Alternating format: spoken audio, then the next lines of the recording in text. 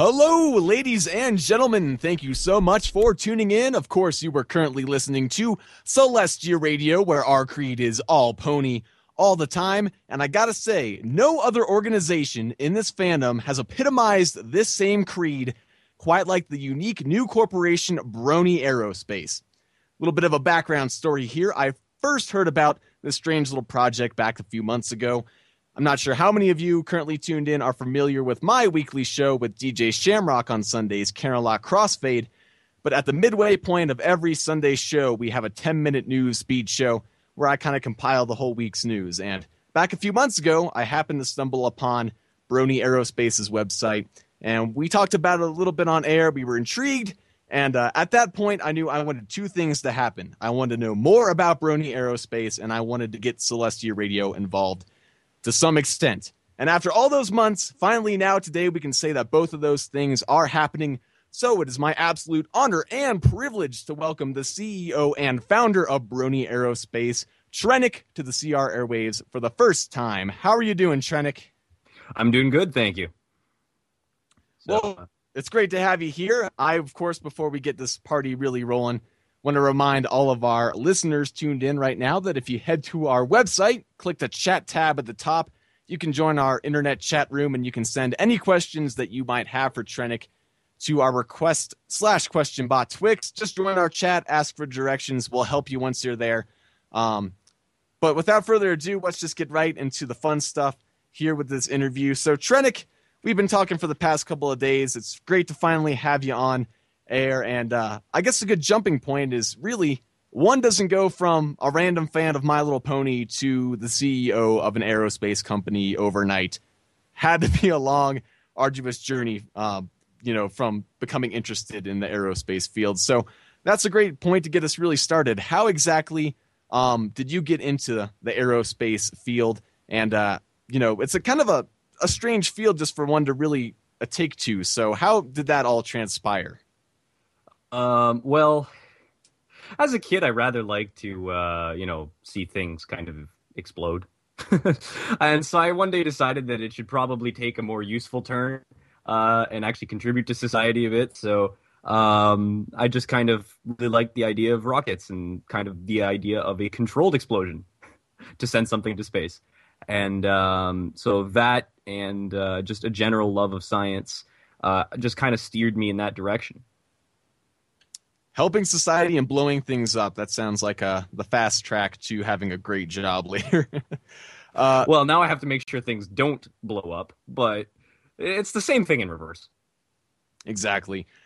So what were some of your first projects? I mean, kids typically start out small. I remember buying my little, take-home rockets and launching them off in the backyard at the park as a younger kid. So how exactly, what were some of your first aerospace projects involving rocketry and all that fun science? Well, some of my fonder memories as a kid was me working on certain smaller rockets, and it started getting into slightly bigger ones.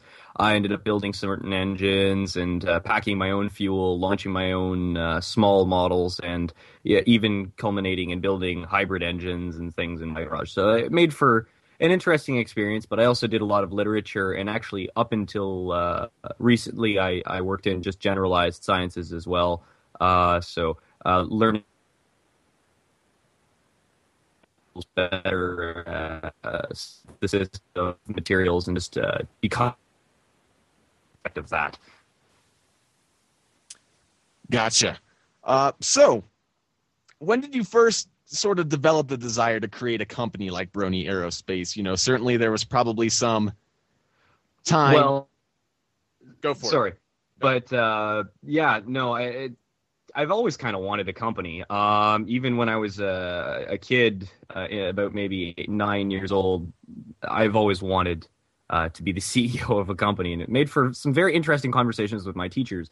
But I often wanted to get out there and build things, move people, and so I had always kind of settled on wanting to have my own business and all that, but I kind of gave up on that and started going towards actually wanting to teach university until a friend of mine actually at a Brony meet wanted me to quote unquote ponies to space So it made for just an interesting experience.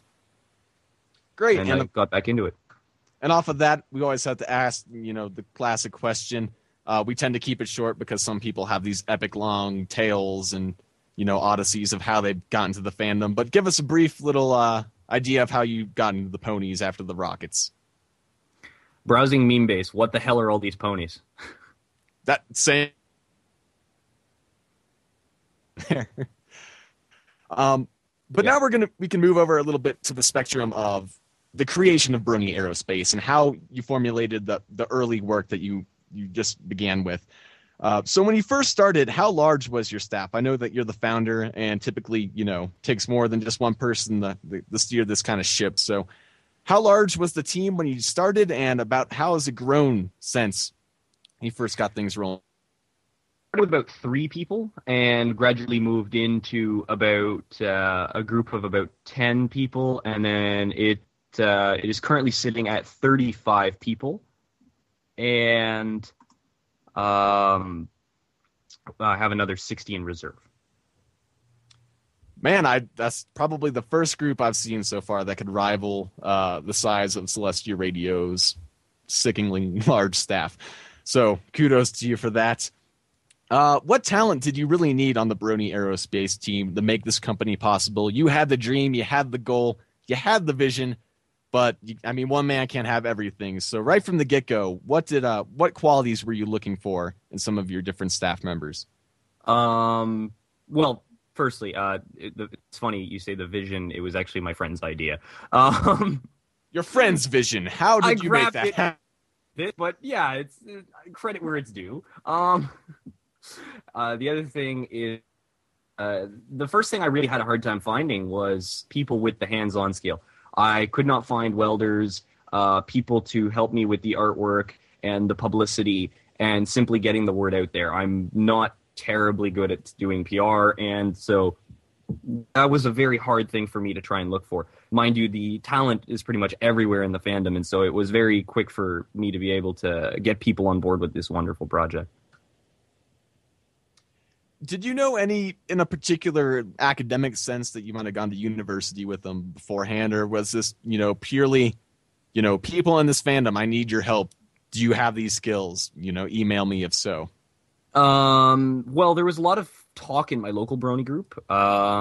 People kind of, everybody kind of knew who I was and, what I was, that thought, hey, that's kind of neat, and had the skill set or any skill set that they wanted to offer me. I'd often just get in touch with them, and we'd kind of go from there.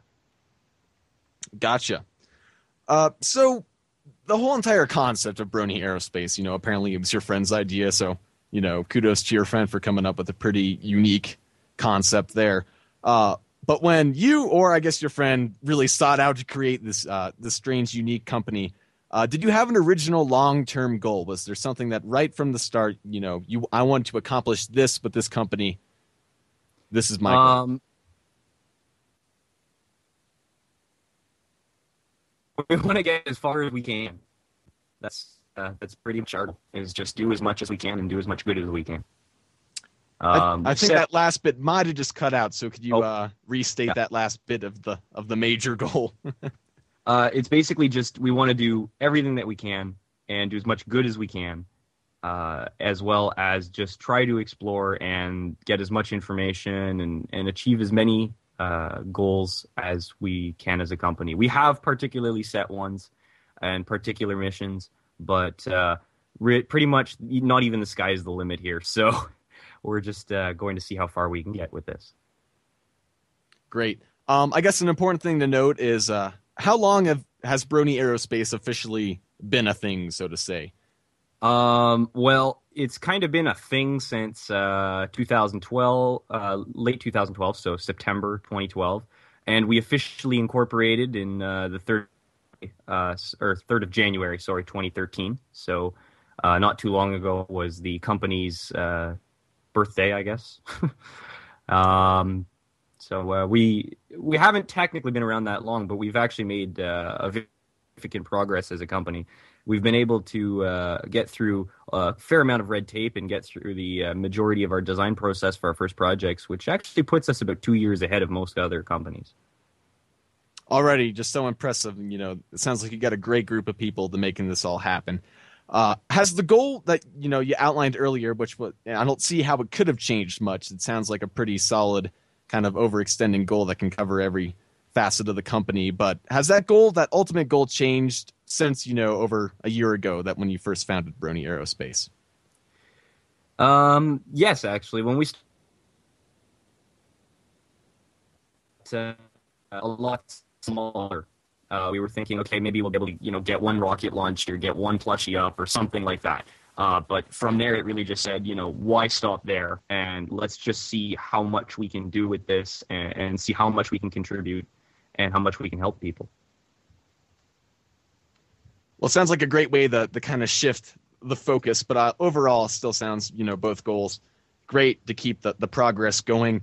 I sense you have a bit of frustration having to constantly debate people whether your company is completely irrelevant to the fandom and just a pointless endeavor overall. Because of course the comment always arises: ponies, space, what the hell do those two things have to go together? You're just trying to clamor for attention, etc., etc. By now, I'm sure you've gotten rather well at defending that stance. So, how do you typically respond to negative criticism that shrouds Brony Aerospace? Well, I actually very rarely get it. There's not too many cases. Generally, if there's one person that opposes me, there's another 20 that are all for it. And to that, I say to each their own. Not with even government space agencies. So that's it's a given that's going to happen. I generally don't concern myself with it too much. But to that, I have to say is our fandom is based entirely on remix culture and the works of very random new things. Even pony music could be considered out there to an extent, as well as pony art. And pretty much everything could be given a certain line in which people would say, oh, that's not relating to the show enough. But I find that it's really just a way that us more scientifically inclined bronies can contribute. And that in itself allows us to, it's really just a way that we can help our fandom, and in whatever way that is. And if it lets us use our talent in a way that is creative and that people can appreciate as an art, then to that I say, how does this not have to do with our fandom? Our fandom is based entirely off of creativity and people contributing in their own way. All excellent points. That I couldn't have said it better myself there. So, where there is that little bit of criticism, it's drowned in a sea of unwavering support. I would imagine that you've seen a fair amount of, support for this company since it was created. How can the common fan of Brony Aerospace really help contribute to the cause? Are there particular sites where you tend to see a following of folks that are really just behind this effort, that really want to make you guys succeed? Well, there has been some support from the military bronies, as well as a few other certain aspects of the fandom. A lot of the people that are generally more interested in techie, spacey stuff, which is quite a few people considering we're all pretty much geeks here. But we certainly we've gotten pretty much support from all different areas of the fandom, and generally, what can I say? People like space. But yeah, if they want to help out, there's certain things in particular. If it really helps to get our word out, if people like us on Facebook, if people check out and keep posted with our site. The other thing is if people share it with their friends, because the outreach that we can have does not compare to the outreach that if we have everybody also tell their friends about this. Another thing is we always need money. Although we have reduced the cost of spaceflight significantly, it's still spaceflight. And so we still have our bills to pay. And unlike your standard Brony project that can happen online, we need to get a hangar and a manufacturing facility with welders and aerospace grade lathes and things like that. So we certainly could use the help there, as well as talent. We are always, if anyone ever has anything at all that they think they could help us out with, we have musicians, we have 3D modelers. We even have just guys who just talk about us on different websites. Anything is helpful, really, and everyone can help in their own way. Great to hear. Well, at this point, we'll just take a quick break to remind folks that if you're enjoying the interview so far and you've got a question that you'd like to ask Trenik concerning Brony Aerospace, you can do so by heading to our website, www.celestiaradio.com, and joining our chat, where you can your questions to our question bot Twix. Just ask QCOM in the chat if you have any questions, and he can help you out. Of course, if you were listening to this interview back on our YouTube page currently, then we would really appreciate you going down and hitting that subscribe up to date on all things Pony and Celestia Radio, including more interviews, potentially with Brony Aerospace, about other updates. So it benefits everybody. With that out of the way, though, we can get back into the good stuff. So, of course, on your website, we see that there's a whole bunch, and by a whole bunch, I mean 3 current projects being conducted by Brony Aerospace. We have... oh, sorry. Yeah. Nope, go for it. We actually merged the hybrid engine testing recently with the RB 1.5. But it was a precursor to the Chaos project. But, yeah. Well, luckily, I didn't even write down the RB15, so it's still only 3 to me, so we're still on track. But we've got hybrid engine testing, Project First Flight, and the ever-ambitious and awesome-sounding Project Chaos. Which one of these missions has been going on the longest? I think you probably just kind of gave us a hint as to which one's been going, but go ahead and let folks, where has the time been going thus far? Well, our first project when we started out was Project First Flight, as the name suggests. We were always interested in getting a jetpack going simply because it's good publicity for us, and it is a fairly inexpensive by comparison of normal aerospace projects, but still has all the same engineering challenges. And so it's a good way of us showing our, I guess, skill at designing rockets, but without massive expenditures. The Chaos project was second to follow, and we undertook actually about 6 months into the Project First Flight, and that's our suborbital mission. Suborbital mission. We also have a number of other R&D projects going on the side that we're using to develop the tools we need for future missions, as well as ways of increasing the efficiency of the missions we're doing right now. Great. I've noticed, just talking to you and looking at your website, there seems to be a particular focus toward fuel development at Brony Aerospace. Had you been working on this particular project long before creating Brony Aerospace, or is this purely recent work all conducted within this new corporation? Well, there has been a lot of research done by me beforehand, but now that I actually have people with me on this, I've been able to undertake a lot more research on my side, and we've been actually working on a number of interesting fuels. So some of them have just blown away the efficiency quotient of normal chemical rocket fuels, as well as the safety and stability factors as well. One perfect example of this is actually the Hydra project, which we have undertaken for our research. And the Hydra engine is simply proven itself theoretically to be the single most efficient chemical rocket of ever flown. And the fuel is basically non-toxic and inert in every way. So it certainly presents some interesting, ideas for us, and should be immensely useful in the future. We're also done some preliminary testing on it, and our data has come back completely positive and pointing towards that theoretical efficiency. I jotted this down earlier, or later in the interview, but since we're talking about it, I've always been somewhat intrigued, and maybe other people are here as well, so we can find out.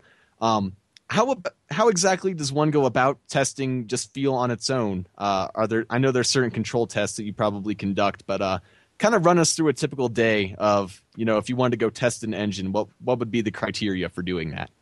Well, it starts off with a lot of fairly dull, small-scale lab tests, testing the calorimetry, testing the geometry of the fuel, if it's a solid fuel, testing the engine design, doing incredible amounts of math I have small mountains sitting on my desk by the end of a day of paperwork. But once we have that done, we actually start with a small scale, and then we generally scale it up to a full-size test. And for that, you need noise permits and some sort of quarry or dirt area in which you can burn something with enough force to throw a truck. So that always gets interesting. It certainly sounds like it. Mm-hmm.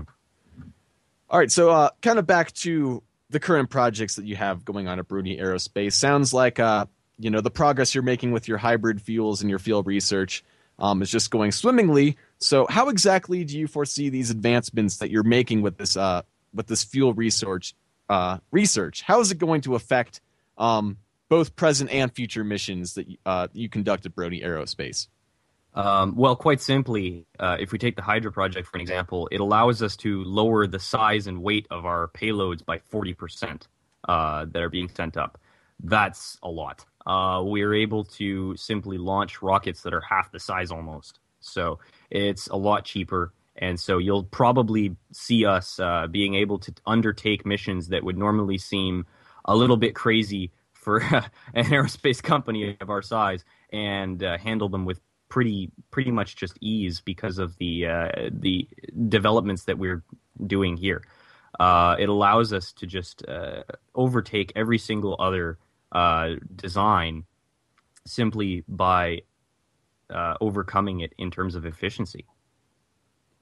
So you'll basically be able to see us taking pretty big steps with our missions and going a lot further, a lot faster than most other companies, as well as government space exploration endeavors. It sounds like you're just making a ton of progress here. At the current rate, in what time frames do you think folks can start to expect major leaps? The reason I say major leaps is because, anytime asking, when is it going to be done? When are you going to shoot that shit up into the sky? That's just, it's reaching for the stars a little bit too much. So when do you foresee time frames of, just major milestones being, conducted at Brony Aerospace? Well, everybody wants to see the big end result, but there's a lot of work to be done right now, and we are working at an incredible pace. We really are pushing to get everything done ahead of schedule, and we are succeeding so far at doing so, but we still have a lot of work ahead of us. Mind you, we are scheduled for our project first flights, first testing by the end of this month. And in March, we'll be commencing the construction of the RB 1.5, as well as finishing the SC1 hydrogen peroxide-powered version. So I expect to see a lot of developments in those areas over by the end of this year, as well as hopefully, if all goes well, by the end of 2014, we should be expecting our first launch of the RB 1.5. Great. Well, best of luck with those upcoming launches. I'm sure they're... Mind you, everything happens pretty much at the speed of our funding. So as we undertake commercial launch with the completion of the RB 1.5 project, things should probably accelerate around here. Good to hear. And we can talk a little more about how folks listening can go and help you guys out at the end of the interview. But something that's, of course, just really intriguing that catches anyone's eyes if they bother to take a closer look at your website is Project Chaos. We talked a little bit about it before with the rest of the projects, but there's something about this one that just sounds, naturally intriguing. The details on your site claim that you ultimately want to launch a 200-kilogram payload to an altitude of 500 kilometers, so 500,000 meters up there in the sky.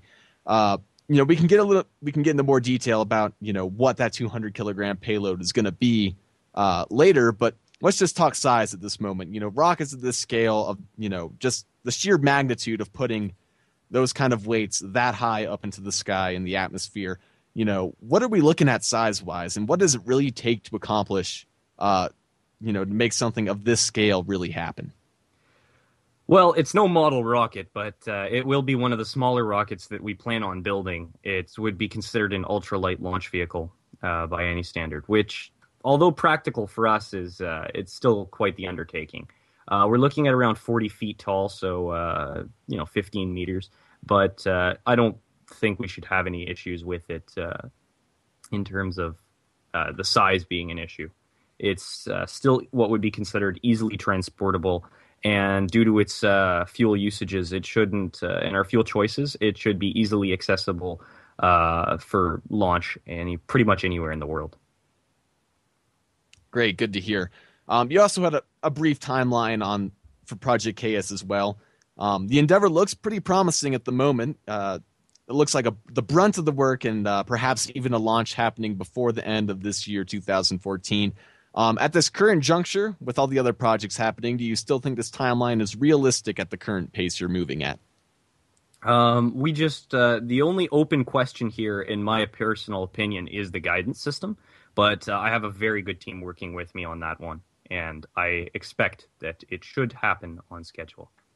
However, as with launch schedules, oftentimes what happens isn't so much the launch vehicle isn't ready as much as the launch site isn't. And so in all likelihood, we will be ready to launch by August, but we expect there to be a possibility of delays happening at that particular aspect of our design. Yep, always smart to leave in that the room for something's bound to go wrong, so we might as well schedule it in. Yeah. Basically, we could get to the launch site and they could simply tell us that the launch window isn't good, there's too much overhead, and so we need to reschedule for a day. And when you reschedule for a day, it takes a week to get going again. So yep. That could be expected.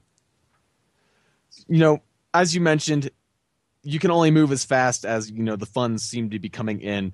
And a big part of making Project Chaos, and not only that, but just all of Brony Aerospace possible, is receiving these outside donations and funds.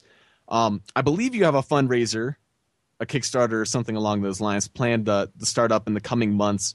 While the fundraiser is primarily for keeping the progress up on these missions, I believe there's some pretty cool opportunities for people willing to help Brony Aerospace, such as, I'm not sure where I read this, I can't remember, but maybe the possibility of sending something that you even cherish up to space.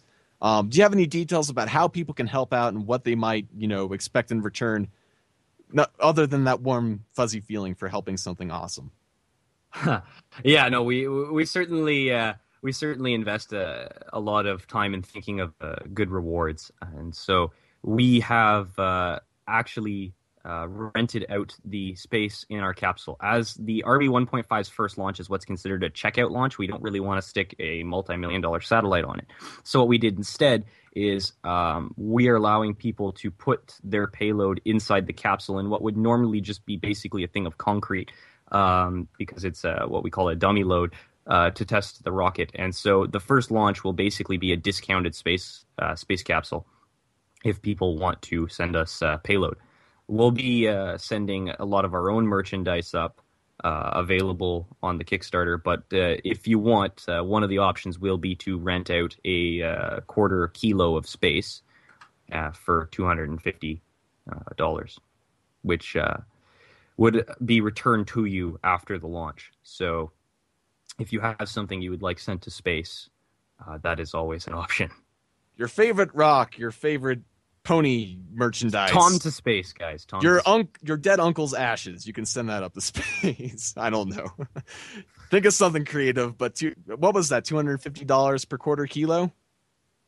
Yes, that's still at a discount. Actually, the competition, which is the cheapest alternate to launch, generally charges roughly $2,000, $3,000 per kilo. So there you have it, folks. Screaming deal. Send your stuff to space. You want to. So, and you're also helping these guys live out their dreams and make this, all more of a reality, which is so cool to see transpire before our very eyes. Well, yeah, and actually the Indiegogo, the launch itself is actually already paid for. We already We already got enough private backing this year to cover Project First Flight, as well as the Chaos Project. But the thing is, though, at that point, our funding would be effectively dried up. So we're looking at getting, obviously, funding, not so much for the Chaos Project itself, but for the continuation of the Chaos Project, as well as future Brony Aerospace missions. Great. And we can talk about some of those potential future missions later on. Also on your website concerning Project Chaos, it states that you're currently looking for a launch site in the Arctic. I was wondering, why in particular launch site? I'm sure. Sorry, you cut out there. Let me go again. So on your website, it states that you're currently trying to find a launch site in the Arctic. Is there something about the Arctic in particular for, terrestrial reasons or scientific reasons? Why in particular is the Arctic the go-to? It's 20% cooler. And there's QCOM with the comment of the day. The capsule's black. That's basically the best way to summarize it. When it comes back down, it'll be a little bit more visible than if we decided to put it down in the ocean. But we considered a number of options for our launch, and we determined that we wanted a sparsely populated area with a fairly soft surface and easy retrieval. See, we kind of ran into the idea of, oh God, what if it sinks? And so we kind of did away with the idea of splashdown due to the fact that we don't want to have to send out emails to people explaining that we lost their favorite pony shirt about 300 meters below the ocean. So we chose the Arctic as a more easily retrievable option, as well as the fact that our launch sites are most likely going to be within the Arctic Circle. Great. Well, of course, that makes sense. Is important in space. You don't want to, or in rocket launching, don't want to lose your capsule. You're going to have bad time. This next question, I'm going to now break it into two parts because I think this is kind of important. But you said you had such a pretty considerably large team here at Brony Aerospace. I'd imagine if it's anything like the Celestia radio team, you're probably spread out across every corner of the globe. So, how do you accomplish a lot of this work? Is a lot of it over online and, various calls, or do you have the ability to often get together and actually brainstorm and put your heads together all in one room? We actually get quite a few opportunities to meet in person. A lot of our guys are in Ottawa, and if not, we actually still meet with them. And we see each other at cons, and we often get the chance to speak often in person and do a lot of drafting. Mind you, a lot of our work does happen over Skype, but certain things like welding kind of need to be done IRL. Yeah, it's hard to weld over Skype. I tried it once and ended terribly. So, and part of that is getting, there's a lot of materials that go into, building a rocket, and probably, I can't really put a figure on it, how many individual little bits and pieces there are. But either way, if you're going to launch something into space, you got to get all the parts in the one spot at the same time and put it together. Your large get all these pieces put together in one spot and get everything there? Well, actually, our manufacturing is all pretty much done in Ottawa. We use a lot of pre-manufactured components to reduce cost, as well as simplify our builds. But what things we do need to manufacture are all done here in Ottawa, and this thing isn't done here in Ottawa. It's often just shipped in from another shop. Cool. And something that also kind of intrigued me, that in a world where everything seems like it needs to have insurance and a license and rules and guidelines, I would imagine that there's some sort of, license and rules that are required to launch rockets up into the atmosphere. So who is the authority really on deciding is it expensive or difficult to deal with those people? There really isn't. I'm shocked. That seems like there'd be something there, but there is some international cooperation, but a lot of this is based on treaties, and a lot of these treaties are just flat out ignored because countries don't like to, play by rules, especially when it comes to things like space. So the international authority is basically down to the UN, and people, especially the Americans, love to opt out on the UN. So it just kind of, it basically just comes down to if you're not in anyone's territorial waters, then you can do whatever you want. And if you are within a country, then you only need to abide by that particular, which for a country like, let's say, Iceland, doesn't have any sort of very difficult restrictions. And since we actually avoid doing a lot of business with the Americans due to those rules, especially in foreign companies, and avoiding doing launches within the United States, and avoiding buying things that are covered under like ITAR, so such as like guidance system components, and sourcing those from Germany, for example, where those sorts of restrictions are not nearly as much of a problem. We avoid a lot of the red tape. Good to hear. I mean, you learn something new every day, and I always was totally shocked. I thought that there was some asshole out there that was the king of space, but we've not reached that point yet, and I think that's probably a good thing in the whole scheme of, space travel at this current juncture. Yeah, no one owns space. By definition, it is not within anyone's territory. So what you do there is entirely your own doing. Mind you, any liability of let's say another spacecraft impact or something, you would need insurance, and so we are getting launch insurance for those purposes. Great. Mind you, it's very hard to hit something the size of a toaster when it's in outer space. But it's probably that same. It's like, it's probably the same rule of thumb that if you don't insure your rocket, it is going to go hit that toaster, and then you're going to be SOL. So better to have it not need it than need it and not have it. Yeah. Last time I sent up my space toaster, it came back with a few dents. Never a good thing. So 2014, I mean, we just got into the swing of it. We're, half a month in so far. You've just had your first birthday a couple weeks ago. What does the future hold for Brony Aerospace this particular year? If you're able to accomplish everything else that you've already got on your slate, what do you think will be next? And have you already started to kind of formulate these new ideas and future missions? Yes, actually, we're already working on the development of the RB-2 rocket, which should carry 4 times as much payload as the RB-1.5, and that'll be extremely useful on future missions. We've also developed newer liquid fuels, as well as figured out exactly how we would go about doing things such as, orbital guidance, and how would we communicate with a spacecraft, how would we do the telemetry, those sorts of things.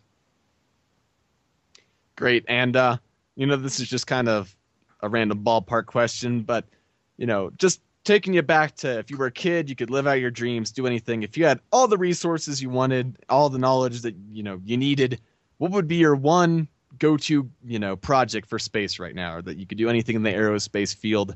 If you could accomplish one thing and throw your name on it, or the Brony Aerospace company name on it, what would you just love to accomplish? This is going to sound a little bit ridiculous, but I'd probably just take the same baby steps that I'm taking now. But blowing up Luna would get a lot of bad PR. But as far as future and whatever I'd like to do, well, we're working on that now. And so that's we are doing exactly what we would hope to do. So I feel very much like I'm living the dream right now, kind of, if you had to put it a certain way. Great to hear. That's the best answer. I wouldn't change anything. It's already going great. It's like it's the secret answer that they're always waiting for in counselor's office. You passed the test. So, on the next bit of things, your staff has grown a fair bit since the first day of the Brony Aerospace, 3 to 60 something. Do you foresee any future openings on the Brony Aerospace team? I know we chatted about this earlier, that you're always looking for folks, but is there a particular field or, talent that you're really, in need of right now that, someone listening right now could jump up and scream and shout for joy that I know how to do that? Maybe I will send them an email. Well, we are always looking for people that can do 3D modeling. We're looking currently for a engineer, or more preferably a physicist. I don't have anything against engineers, but a lot of our stuff is a lot more research based, and just more based off of the theoretical. We are also actually going to be looking for people to work on the rockets themselves during the launch, and people who can handle radio and communication equipment. A second note on the handling the actual launch, that would be a interesting, I guess, kind of little way of contributing, because you would actually be flown out with the company to the launch site and actually handle the launch of the rocket itself. So that's always interesting. But yeah, we are looking currently for someone who can handle communications and telemetry, like radio telemetry. Great. And I'm sure if you're in the Ottawa area particularly, that's probably a plus, closer to the team. Yeah, but we actually seem to have a lot of guys over actually out in the Vancouver, Seattle area. So that's always another potential area for Brony Aerospace people. Great. So there you have it, folks. If you're looking, if you feel like you got the chops to go hang with the big boys at Brony Aerospace, you can go to their website and probably find out how to contact them, but which we can talk about later. I mean, I'm not that big. I'm only like 5'11", dude. Let's see. At this point, Q, if you want to start sending me some of our listener questions, we can do some of the closing tidbits meanwhile. I noticed that there is a live stream button on the Brony Aerospace website. How often can people tune into shows, and what do you typically work on during these streams? So far, it's pretty much a placeholder. We've been just developing our website a lot for the up and coming PR campaign with our Indiegogo, and so it's still the site is still technically under construction, as well as a lot of content is being generated by our team as we speak. Even so, that's something that people can expect to see in the future, and very soon. It's mostly going to be used for launches, testing, as well as any important press conferences that we may do. So it's not so much a weekly show as much as it's going to be reserved for something that everyone should want to tune into, and pretty much an extraordinary kind of event that we would be filming. Great. I also noticed on the website there's a shop button. Do you intend on kind of creating any Brony Aerospace merchandise that people will be able to purchase, or is this only a means of, donating and kind of, the segue over to the Indiegogo that you're going to organize? It's starting out for merchandise, but we are actually going to be retailing a lot of space-related items on that particular store. We are going to be one of the first, if the only company that will actually retail payload inside capsules as well as retail launches. So if you want, you can actually use Dogcoin to pay for a ticket to space or something in the future. Good old Dogcoin. Yeah. So, I mean, that's always a plus. But yeah, so we accept pretty much... we accept all three cryptocurrencies. So if you have sitting on a load of Bitcoin, you can feel free to send it to us. We'll talk. But the basic idea of our store is really just going to be that is the way that people will access a lot of our various endeavors and for-profit projects. But it's going to be developing itself out a lot over the next year. Awesome. And on that note, if there's any eager supporters or listeners at this particular moment that can't wait until the Indiegogo in a few months and they want to donate right now, is there any means that they can do that, or are they just going to have to wait it out and build their excitement? We have a Bitcoin address, a Litecoin address, a Dogcoin address, and a PayPal. So that's we are very happy to accept other people's money. We are actually currently looking at a number of very expensive things for the SC-1 at the moment, and the project first flight testing. And so we're about to actually go and get a loan. And so any amount that loan can be reduced and on cost to us, it would be very appreciated. And are there any other websites, Tumblrs and Twitters and Facebooks and all that kind of jazz that people can follow you on or keep up to date with Brony Aerospace with? Well, we do have a Facebook page, and that's probably the quickest way to stay updated. We also, I believe, have a Twitter, a Tumblr, and all the other stuff, including a DeviantArt. So you can go and check out pretty much everything that we can imagine. We're probably there. So that's certainly something to look for. Although I personally post more on the Facebook and the website itself when I'm not busy designing rockets. All right. Well, there you have it. And I believe we also have a game. Ooh, that's intriguing. Recently. Yeah, one of our sorry, I'm going a bit off topic here, but one of our electrical engineering team guys decided to get bored and created the game Rocket Launcher. So it's he just reskinned Cookie Clicker, but it's turned out to be quite addictive on our team. So I've had to pull some of those guys away and get them back to work. Video games later, rockets now. So yeah, guys, quit playing Kerbal Space Program. You need to run a real one. It's funny you say that. About a month and a half ago, I discovered KSP, and I've been hooked on that game ever since. So it's only scratching the surface of the math and toil that you have to go through every day. But at least I can dream I'm a little green astronaut before. Totally get what you're saying. I really love to play KSP on my off hours, and that I'm a space. I like to get away from it all and pretend that I'm running a space program when I'm not running my space program. That's a motto right there. Your little AO that you can go with. But we have some listener questions, and I think Q filtered out some of the ones that he deemed were not relevant or not. You get the point. If your question doesn't get asked, it was probably for a decent enough reason. Don't melt So down. like, what is your favorite color of ice cream type color, like questions? Yeah, we'll probably save those for another time. Okay. Well, my favorite color of ice cream is blue, by the way, but moving along. So first off here, we have our first question. What is on launching a network of comm satellites under the Brony Aerospace banner? Extremely possible, actually. We have been talking with some people that unfortunately want to remain anonymous right now. No, it's not anonymous.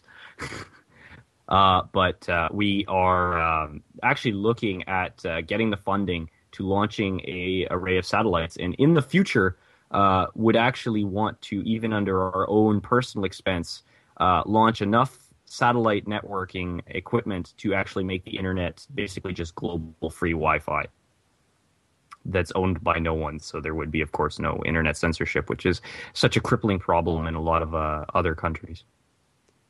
Man, you just probably made so many people's nights with that dream that they can. Years.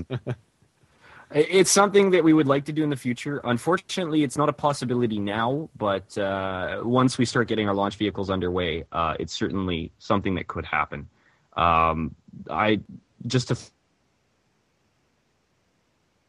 Basically, your average launch would net us about $100 million, and your average nanosatellite costs about $30,000.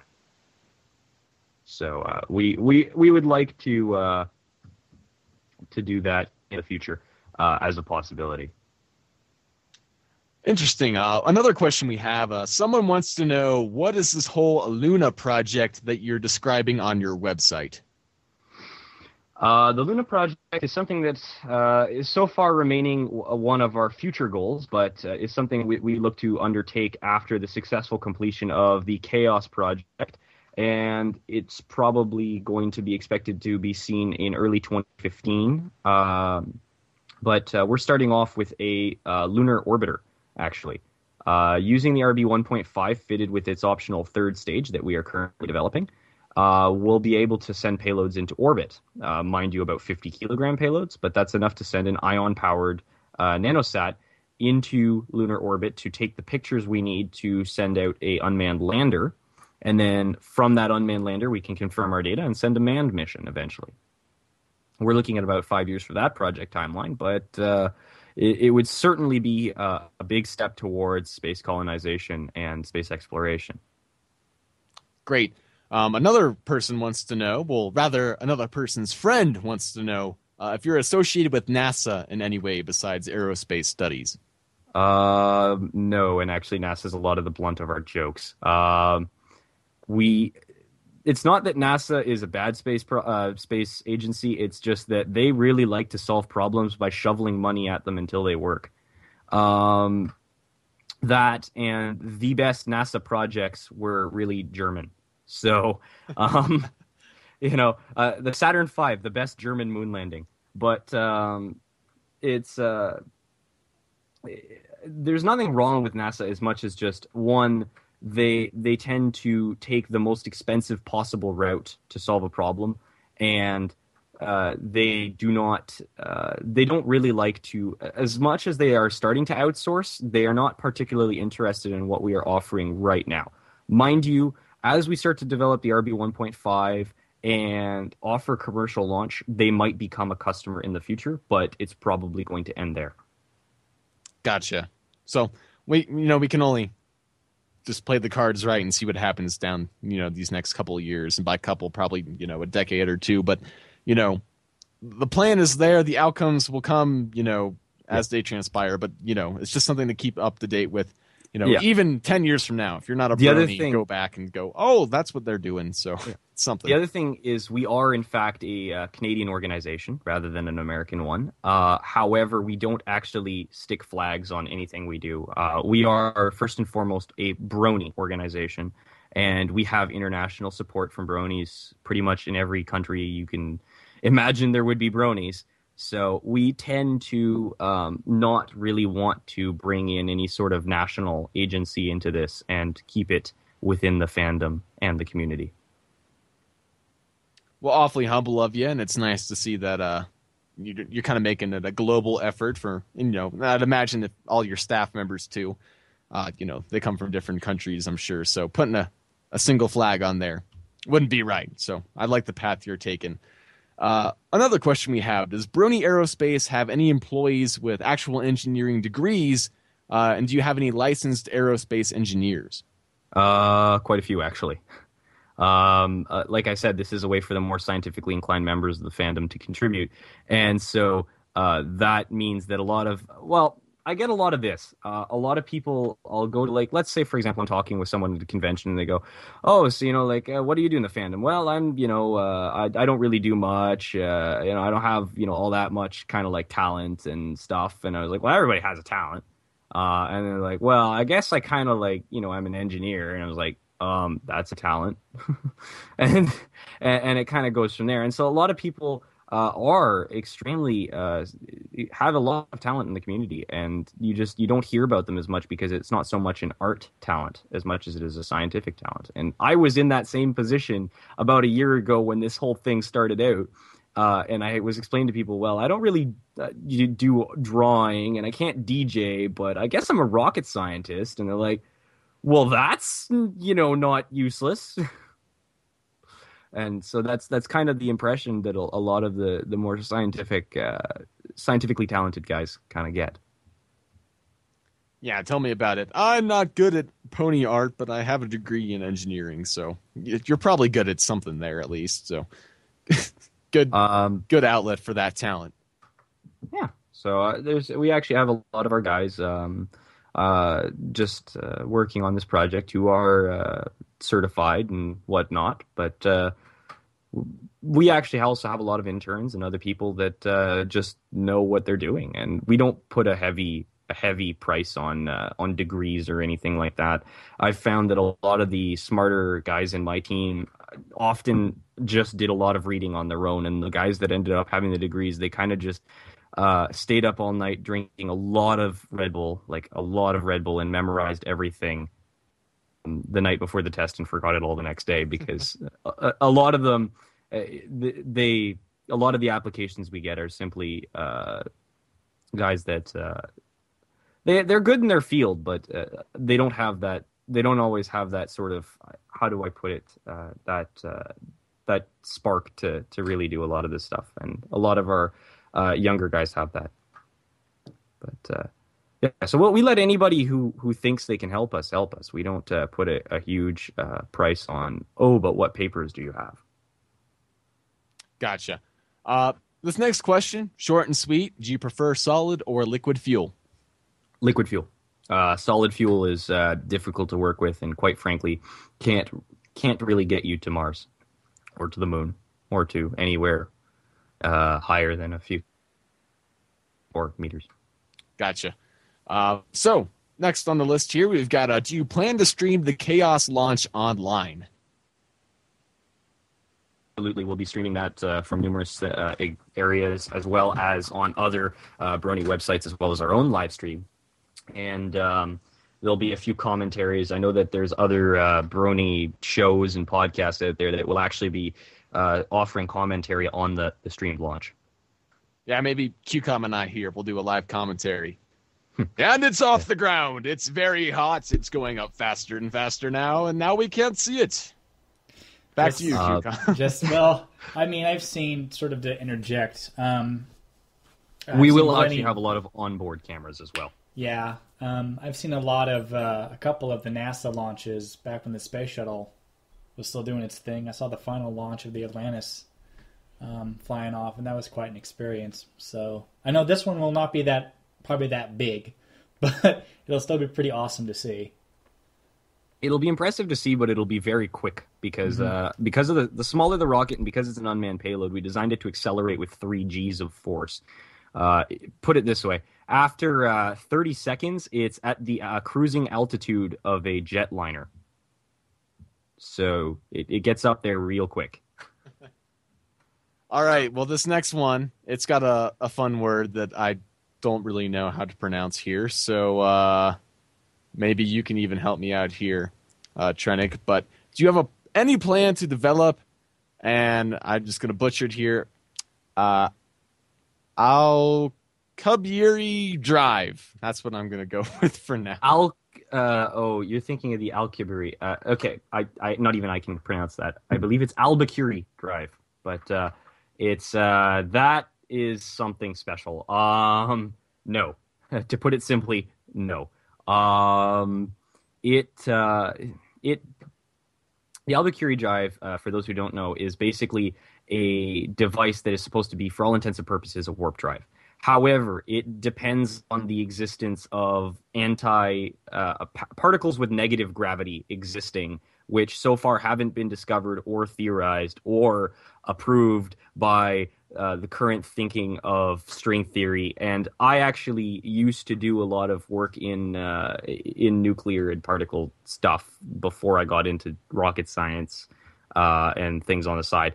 And so it doesn't actually work with any sort of quantum theory that is going on right now. In terms of a physics perspective, it seems more towards the realm of wishful thinking rather than something that can be realistically done. However, relativistic theory and the facts of just nuclear physics and energy output dictates that we could still get to other solar systems no problem using currently available technology like fission reactors and the fission plasma rocket that is a variation of the fission fragment rocket that we have actually improved on. Sounds pretty cool. All, crazy science that I could kind of understand, but at the end of the day, it's over my head. Next up, do you plan to do any PR with public mainstream media? I mean, not to say that, Celestia Radio and Brony Radio and all those stations, not that we're super legit and have thousands of people watching, but surely you might be considering branching out to some other major news networks and media networks. Yes and no. Yes, we will be in the face of the mainstream media, and that was actually one of the things that Brony Aerospace was kind of hoping to do, is bring a very, very positive light towards the Brony fandom because of the whole common interest of space exploration and how it's kind of something that even non-Bronies can appreciate. The other thing is it does help portray our fandom in a very, very positive light, and so we do want to try and put our best face forward for the and help people, maybe hear about ponydom more than they otherwise would. Awesome. QCOM, do we have any more questions that you can send in at this last moment? All the people in the chat, speak now or forever hold your peace, or maybe send them an email later. Oh, there was one question that they said. These are sort of more silly questions.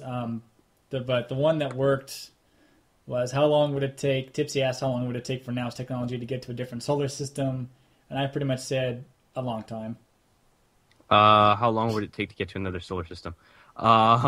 It would take, to get to the nearest solar system at light speed, it takes 12 years. Mm-hmm. Traveling roughly 90% light speed, which is calculated as one of the theoretically the highest speeds that we could achieve with a technology that is currently in the grasp of the human race.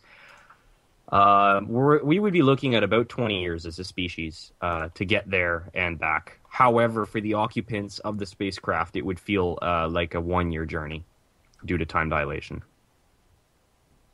Crazy stuff. Mind you, that's not really in the realm of something that we as a company are developing right now. That's it's a little bit more out there. No warp drives yet, people. Yeah.